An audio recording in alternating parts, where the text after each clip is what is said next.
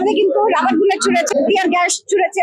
আমাদের অসংখ্য ভাই বোন তারা কিন্তু গুলিবিদ্ধ হয়ে যৌক্তিক আন্দোলন নিয়ে আমরা মাঠে এসেছি।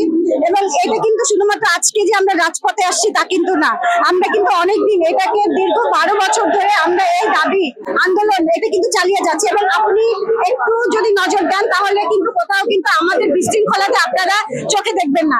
আমরা কিন্তু শান্তিপূর্ণ ভাবে প্রতিটা সময় আমরা এই আন্দোলন চালিয়ে যাচ্ছি। কিন্তু আসলে একটা আন্দোলন কতদিন আসলে চালানো সম্ভব, কারণ আমাদের তো বয়স বাড়ছে। প্রত্যেকটা জায়গায় আপনি দেখছেন শুধুমাত্র যে সরকারি চাকরি তা কিন্তু না, আমরা আমাদের পড়াশোনা করতে করতেই কিন্তু আমাদের অনেকটা সময় পার হয়ে গেছে।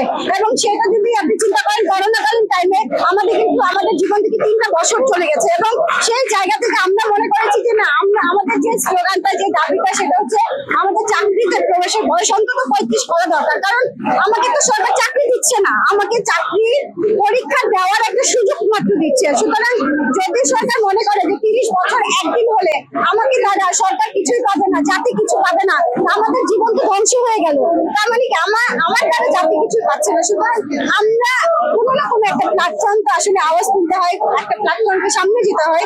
সুতরাং সেই জায়গা থেকে আমরা আসলে মনে করেছি যে আমাদের চাকরিতে প্রবেশের বয়স অর্থাৎ আমি যাতে অ্যাপ্লাই করতে পারি সেই জায়গাটা যাতে 35 করে দেওয়া উচিত। এবং সেই জায়গা থেকে আমরা এই মাসে কিন্তু আমাদের 3 থেকে 4টা কর্মসূচি হয়েছে এবং ঢাকা শহরে হয়েছে। আপনি দেখবেন সর্বোচ্চ আমাদের যে জনসমাগম হয়েছে 7 এবং 8 তারিখে, সেই জায়গাটায় কিন্তু আমরা শান্তিপূর্ণ ভাবে আমরা আমাদের আন্দোলন চালিয়ে গেছি। এবং আমরা কখনোই কোনো বিশৃঙ্খলতার শিকার হতে দেইনি এবং জনগণের দুর্ভোগও কিন্তু আমরা করিনি। আপনি সেই জায়গা থেকে সরকারের কাছে আমাদের কিছু প্রকল্প অনুলিপি দেওয়া হয়েছে, আমাদের সমন্বয় টিম থেকে গিয়েছে। এবং সরকারের জায়গা থেকে প্রতিনিধি দল আমাদের কাছ থেকে কিন্তু সময় নিয়েছে, তারা তাদেরকে এটা যাচাই বাছাই করার জন্য বিভিন্ন মন্ত্রণালয় থেকে। কারণ আপনারা জেনে থাকবেন যে একটা জিনিস শুধু আমরা অনুলিপি দিলাম সেটার প্রেক্ষিতেই যে তারা দাবি আদায় করে আমাদের প্রজ্ঞাপন জারি করবে তা কিন্তু না, এটা বিভিন্ন মন্ত্রণালয়ের কাজ, বিভিন্ন আইনের কাজ। সুতরাং সব জায়গা থেকে যখন যাচাই বাছাই করে আসবে এবং সেই জায়গা থেকে কিন্তু আমরা আমাদের যৌক্তিক দাবিটা আদায় করতে পারবো।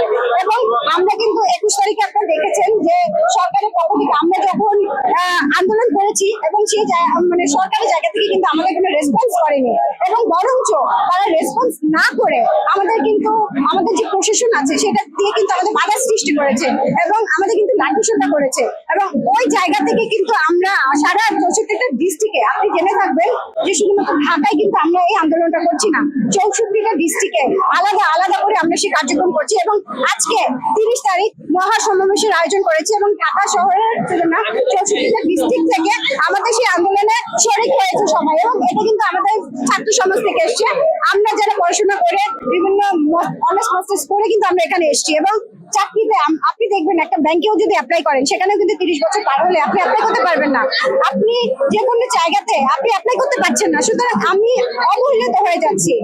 এই জন্য আমরা আজকে যখন সকালবেলা আমরা চাইনি জনদুর্ভোগ করতে, আমরা কিন্তু সকালবেলা রাজপথ কিন্তু দখল করিনি, আমরা শান্তিপূর্ণভাবে আমাদের জাদুঘরের সামনে অবস্থান নিয়েছিলাম। এবং আমাদের এই জায়গা থেকে আমরা এখানে নিয়েছি যেহেতু উপদেষ্টার কাছে আমরা বারবার পৌঁছানোর চেষ্টা করেছি, সেই জায়গা থেকে আমরা কোনো প্রজ্ঞাপন দেয়নি। এবং আজকে আমরা যমুনার মুখে হয়েছি, আমরা অনেকবার অসংখ্যবার বাধার সম্মুখীন হয়েছি, পুলিশ আমাদের বাধা করেছে এবং ছত্রভঙ্গ দেওয়ার জন্য আমাদের কিন্তু রাবার বুলেট ছুড়েছে, টিয়ার গ্যাস ছুড়েছে। আমাদের অসংখ্য ভাই বোন তারা কিন্তু গুলিবিদ্ধ হয়েছে এবং কিছু আমাদের হসপিটালে আছে। আপনারা দেখবেন সারাদিন কিন্তু এখানে অনশন করে আমরা বসে আছি।